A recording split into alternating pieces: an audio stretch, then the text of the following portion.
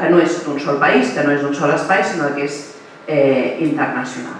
I per tant, hem de poder definir, dins del marc d'aquest procés constituent, que a mi m'agrada pensar que ja hem engegat, perquè ja hem fet molts debats d'aquests, i tot i que a vegades no es reconegui que institucionalment s'ha iniciat, fa temps que algunes venim parlant i discutint sobre tot això, com ens volem interrelacionar amb la resta del món, com ens volem situar en el món i, per tant, quines parcel·les d'aquesta sobirania, d'aquesta capacitat de decisió que volem tenir com a poble, volem tenir compartides. Especialment si partim des d'una perspectiva, que almenys és la meva, que és profundament internacionalista. És a dir, que no considera només la justícia des d'un punt de vista de construir un nou país que sigui just internament, sinó que sigui just amb el seu entorn, que sigui just amb el medi ambient, però també amb la resta de països, amb les relacions comercials que estableix, amb les relacions de cooperació, d'ajuda al desenvolupament que estableix, etc. Si no volem construir, que jo no voldria, no m'agradaria construir un nou país que fos tancat en si mateix i que no tingués aquesta visió de solidaritat internacional, doncs haurem de definir quins són els marcs per poder exercir aquesta solidaritat internacional. I aleshores hem de definir també, hem de parlar, hem de reflexionar sobre quins àmbits de sobirania volem compartir, i després hi haurà alguns que potser no volem compartir però no ens n'adonem i estan compartides. Quan ho escrivia deia sobiranies compartides no voluntàriament. Hi ha un llibre, diria meravellós, però encara no me l'he acabat de llegir, per tant espero que acabi sent el meravellós que està sent al principi, que es diu Sobiranies, que han publicat companys i companyes vinculats al Seminari d'Economia Crítica Taifa, de l'Espai Fàbrica, que està publicat ara fa 2 o 3 mesos, i que parla de sobirania reproductiva, com una categorització de les diferents sobiranies, i parla de sobirania reproductiva, de sobirania residencial, on i com volem viure, amb quins drets a l'habitatge, per exemple, sobirania energètica, la sobirania alimentària, la sobirania cultural, la sobirania sanitària, jo afegeixo la sobirania financera, que és l'àmbit en què jo treballo, jo vinc del moviment contra el deute, i és un àmbit en què si no reflexionem bé sobre quin és el país que volem i com ens volem interrelacionar amb la resta del món, sense adonar-nos, potser triem un model de sobirania pura, que nosaltres pensem que estem decidint-ho tot, però deixem el finançament de la nostra sanitat pública, de la nostra educació, de les nostres infraestructures als mercats financers, perquè no volem pagar masses impostos i aleshores com que podem emetre deute, el Junqueras diu no us preocupeu perquè ja hem guanyat un reconeixement internacional, podrem anar als mercats internacionals, ens podran prestar diners per finançar tots els projectes que tenim perquè tenim una bona imatge internacional i per tant ens podem prestar diners. Amb la crisi econòmica hem vist quines són els condicionants d'això. Quan estem deixant el finançament d'allò públic en mans dels mercats financers, estem cedint una part de la nostra sobirania. Són ells els que decideixen si en un moment determinat de vaques fluixes hem de fer retallades o no hem de fer retallades, si hem de fer privatitzacions o no hem de fer privatitzacions. Aleshores, és bo que reflexionem no només amb aquelles mesures que volem establir o amb aquelles relacions que volem establir internacionalment per compartir voluntàriament sobirania, sinó que també ens n'adonem d'aquestes sobiranies que compartim a vegades involuntàriament i que estan amagades aquesta cessió de sobirania. Jo pensava, per molt, per exemple, que parlem de sobirania sanitària i de, per tant, establir un model de sanitat universal, pública, com no blindem la sanitat a la privatització de la sanitat és cedir poder de decisió i, per tant, sobirania sobre com volem que sigui la garantia de la nostra salut. Com es fa això? com es garanteix això? Un procés constituent ens ajuda a debatre-ho, ens ajuda a fixar el camí, a fixar les línies que deia la Gabriela.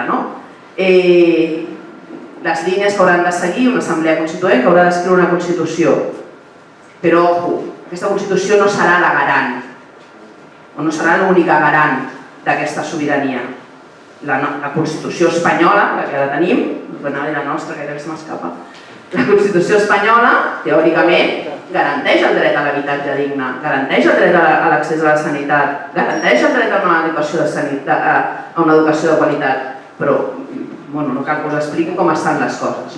És a dir, la defensa d'aquestes sobiranies no només depèn del marc jurídic o del marc institucional en el que ens marquem, sinó del nivell de conscienciació ciutadana que hi hagi per defensar aquestes sobiranies i dels instruments, com deia la Itziar, que es puguin establir de control ciutadà i de democràcia real, m'agrada molt el no dir de participació, sinó de cooperació, per poder defensar aquests àmbits. Us poso un exemple molt ràpid. A Equador es va fer una auditoria del deute i una de les conseqüències d'aquesta auditoria va ser que es va reflexionar sobre el sistema d'endeutament del país. I per tant, això es va fer en paral·lel al procés constituent que hi va haver en els primers anys de Rafael Correa i els aprenentatges de l'auditoria es van fixar a la Constitució. I per tant, l'Estat tenia límits per poder-se endeutar. Ara bé, el moviment del deute va perdre poder, va perdre capacitat, el tema va perdre centralitat i al final el que va fer el govern va ser buscar subterfugis per driblar, aquests bloquejos constitucionals i en lloc d'endeutar-se amb els mercats financers, que és el que estava bloquejat, es va endeutar amb Xina amb futurs de petroli. És a dir, li venia a Xina l'explotació petrolera del futur. Xina li dona diners i el meu petroli que extraurem al futur. Per tant, a través d'aquest mecanisme està cedint sobirania fins i tot sobre el propi territori i sobre els propis recursos.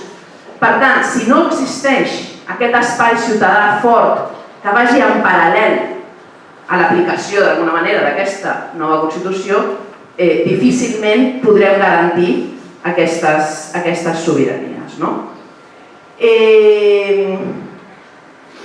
Òbviament, això està...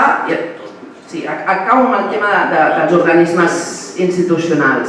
Això està molt marcat en quin marc institucional a nivell global ens volem inserir com a nou estat. Veureu a la fitxa, hi ha tota una llista, hi ha tot un engranatge d'organismes internacionals, és només un exemple, és a dir, realment hi ha bastants més, de pactes internacionals, espais en els que democràticament podem arribar a decidir si ens hi volem vincular o no.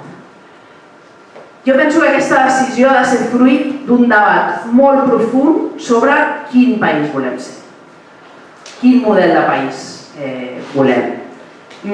Si volem un país que vulgui lluitar contra el canvi climàtic, òbviament ens haurem d'aliar en aquells espais, haurem de participar en aquells espais on s'estigui discutint aquest tema. Però a la vegada, si volem un país que d'alguna manera no estigui sota el dogma de l'austeritat i el neoliberalisme, ens haurem de preguntar molt si el nostre marc és la Unió Europea, que té com a dogma el neoliberalisme i per tant ara mateix l'austeritat. El model productiu que nosaltres vulguem, si volem promoure un model productiu basat en recursos locals, que tingui cura del medi ambient, que reactivi la pagesia, que reactivi un model agroalimentari de sobirania alimentària, que construeixi un model de transició energètica i per tant ens porti cap a una sobirania energètica, haurem d'anar molt en compte en signar certs tractats de lliure comerç. El TTIP o el CETA que s'estan discutint ara a la Unió Europea no ens permetrien desenvolupar lliurement, sobiranament, aquest model productiu. Per tant, no es tracta tant només de veure, per exemple, com de democràtics són aquestes institucions o quin àmbit estan actuant, sinó també quina proposta tenim nosaltres i si aquesta proposta de país és possible dins d'aquest àmbit. Aquí hi ha qüestions molt gruixudes, com el tema del sistema monetari. La sobirania monetària, i la crisi de l'euro ho ha demostrat, és importantíssima per poder fer front a les crisis econòmiques. Poder devaluar la teva moneda per poder fer front a una recessió és una eina que nosaltres hem renunciat a l'entrar al sistema euro.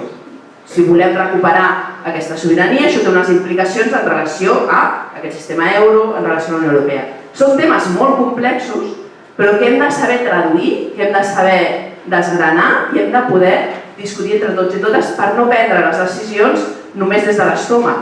Home, ara com ens n'anirem d'Europa, no? No es tracta d'això.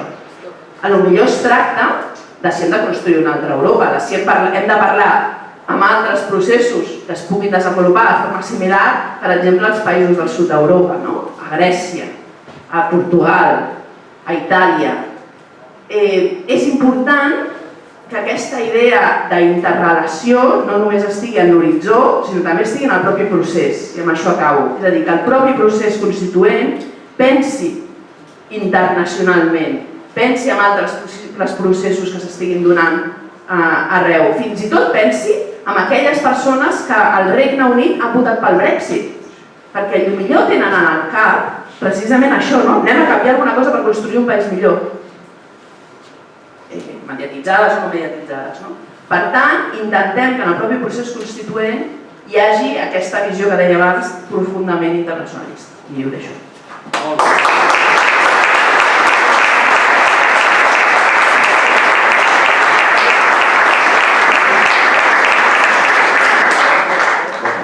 Ara començaria un torn de més o menys uns 20 minuts, hem previst, de les preguntes als ponents.